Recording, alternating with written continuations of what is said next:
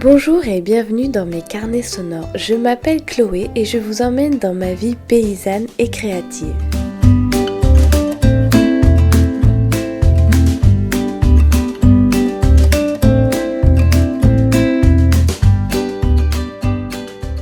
Il est 8h30 et il y a encore un grand soleil, un grand ciel bleu. Hugo et Elga sont au bain. Moi, je vais chanfreiner quelques savons et après, je vais aller sur la digue de l'étang pour aller voir le soleil se coucher.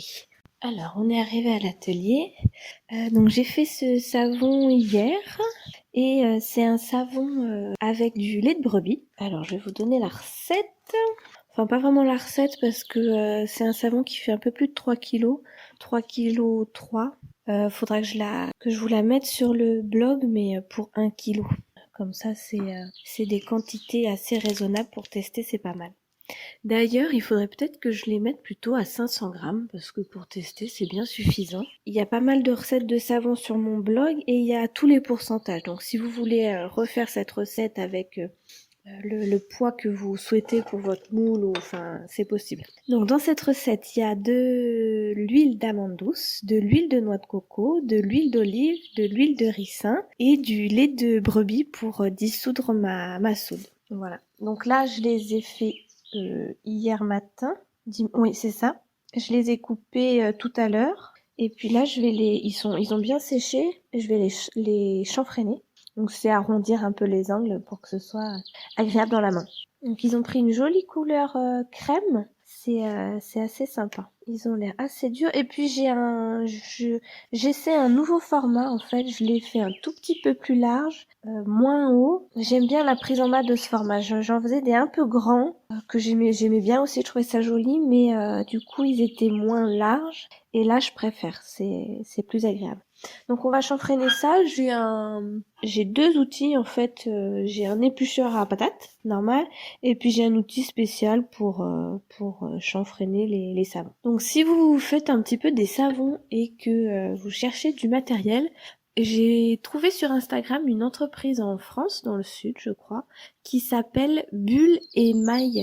Et en fait ils font des cutters à savon, des moules, ils font pas mal de choses et donc c'est une entreprise française, c'est très intéressant ce qu'ils font. Je vous invite à aller regarder parce qu'on n'en trouve pas beaucoup en France. D'ailleurs, moi je connais que elle.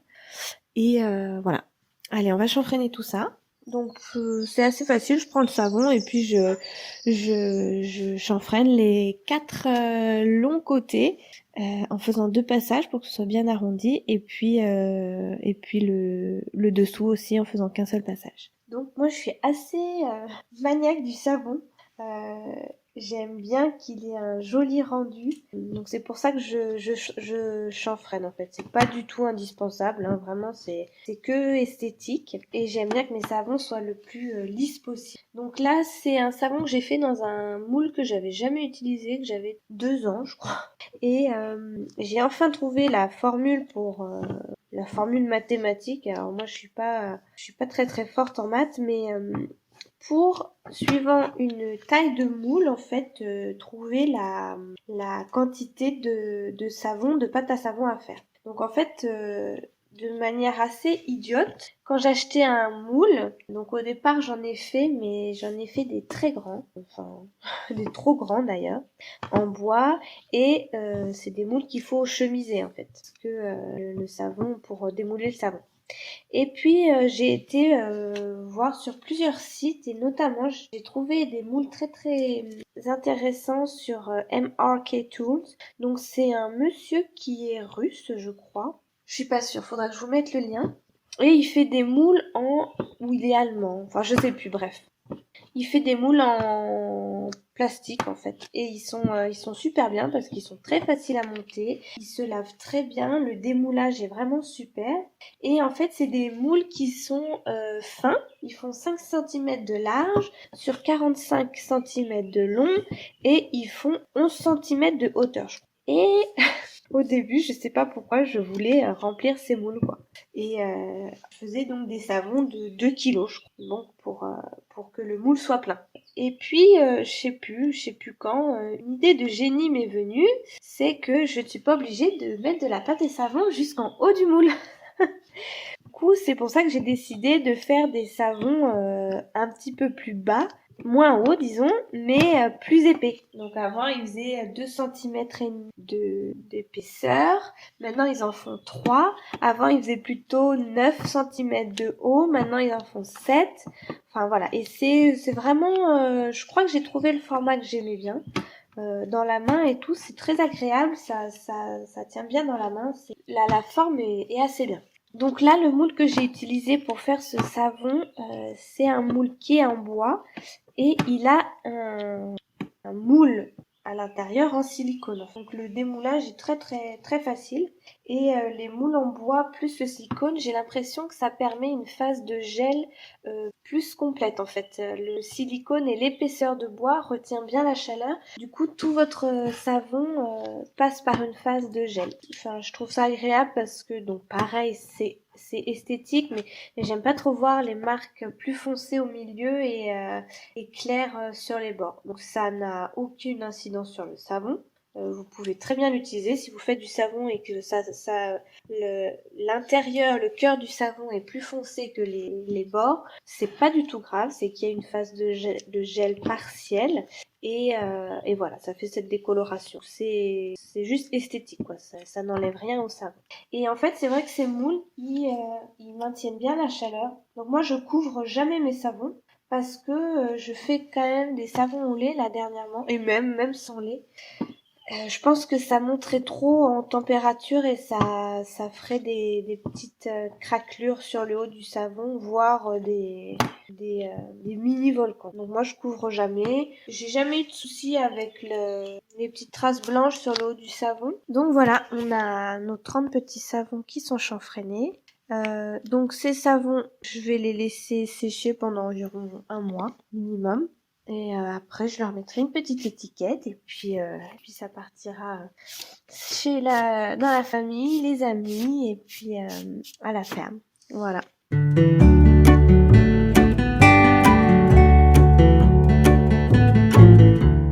Alors en ce moment, c'est un peu chargé. J'ai pas vraiment le temps d'avoir du temps libre. Donc ça fait 3-4 jours qu'on est reparti dans les foins parce qu'il y a un créneau de beau temps. Donc on a fait 70 balles de foin et on devrait être bon pour cette année. On va aussi refaucher, faire une deuxième coupe sur une prairie qui a bien repoussé avec le temps qu'il a fait. Donc moi j'appelle ça du regain. Donc ça on va faire en petite botte moyenne densité pour saupoudrer quand elles seront rentrées pour l'agnelage. Là je vais voir mes brebis et j'en profite pour enregistrer pour vous dire un peu où on en est à la ferme. Donc les foins, normalement, ça devrait être fini dans ce week-end. Nous, il a fait assez chaud et puis il y a eu des orages, un gros orage hier soir. Donc on avait rentré une partie du foin et une autre partie, on n'a pas eu le temps, on a fini tard, mais on n'a pas eu le temps de tout rentrer, donc c'est resté dehors. Donc ça devrait pas être trop grave parce que ça ruisselle quand même sur les premières couches du foin. Et on devrait finir de rentrer ça ce week-end. Donc c'est du joli foin pour la grosse majorité.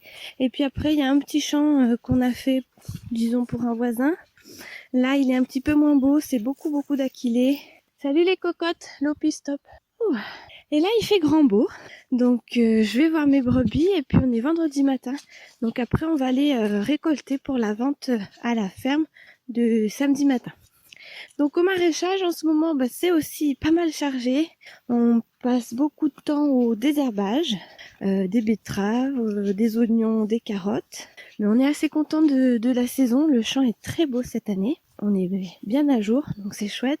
Hugo a très bien réussi ses semis de carottes. Elles sont très propres. Donc il y a quelques jours, il a préparé la planche des carottes, semé les carottes. Il a mis une bâche d'occultation pour faire lever les petites herbes dont on veut pas dans les rangs de carottes. Donc une fois qu'elles ont été levées, on a enlevé la bâche d'occultation, la bâche noire tissée, et il a fait un désherbage thermique. Et donc c'est la première année qu'on a un tel résultat. C'est juste une planche magnifique avec des très très beaux rangs de carottes. Je pense qu'il y aura de l'éclaircissage à faire, mais il n'y a pas une mauvaise herbe. Et donc là c'est vraiment, donc c'est pas révolutionnaire, hein, c'est les bons maraîchers entre guillemets arrivent à faire ça tous les ans, quoi. Il y a pas, nous tous les ans on désherbe beaucoup les carottes, mais cette année c'est mieux. C'est comme tout, avec de la pratique et on s'améliore. Alors ce qui a changé aussi, je pense, c'est que on a un salarié à mi-temps et du coup ça nous laisse du temps pour désherber toutes les petites choses comme ça. Et en fait c'est vraiment très important en maraîchage et pour tout, hein, dans l'élevage aussi, d'être à jour et de faire les choses vraiment au bon moment. Ça c'est comme le parasitisme chez les moutons. Si vous le prenez trop tard, c'est un peu c'est problématique. Si vous désherbez trop tard, c'est problématique. Donc voilà. Donc là cette année le champ est vraiment très très beau. Donc qu'est-ce qu'on récolte en ce moment? On récolte les patates nouvelles. Il y a des très belles salades, des très belles planches de salade. On grignote des fraises, des framboises et des myrtilles, mais on n'en vend pas encore. Les framboises bientôt. Il y en a quand même pas mal. On récolte l'ail petit à petit, des blettes. Il y a des tomates. Cette semaine, on va en vendre à la ferme. Et il y a également beaucoup de concombres. Et il y aura aussi des haricots verts. Donc ça c'est chouette. C'est vraiment la période de l'année où ça commence à donner un peu partout. Autant on récolte le foin que au maraîchage, les légumes, voilà. Cette année, je vais essayer de faire un petit peu plus de conserves.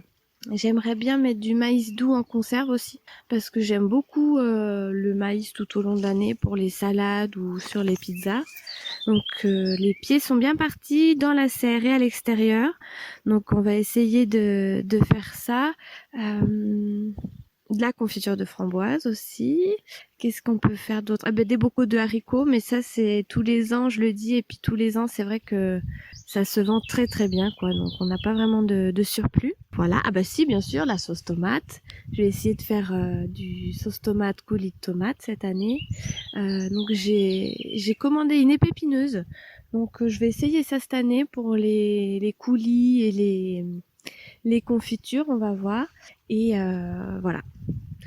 Donc voilà, c'est assez chargé, mais c'est la saison qui veut ça, et puis c'est aussi agréable d'arriver à ce moment où on commence à se faire des belles salades, tout du maraîchage, et puis les foins vont être finis, donc il va y avoir une petite pause, on va un petit peu trier des moutons, et après il devrait y avoir les moissons un petit peu plus tard.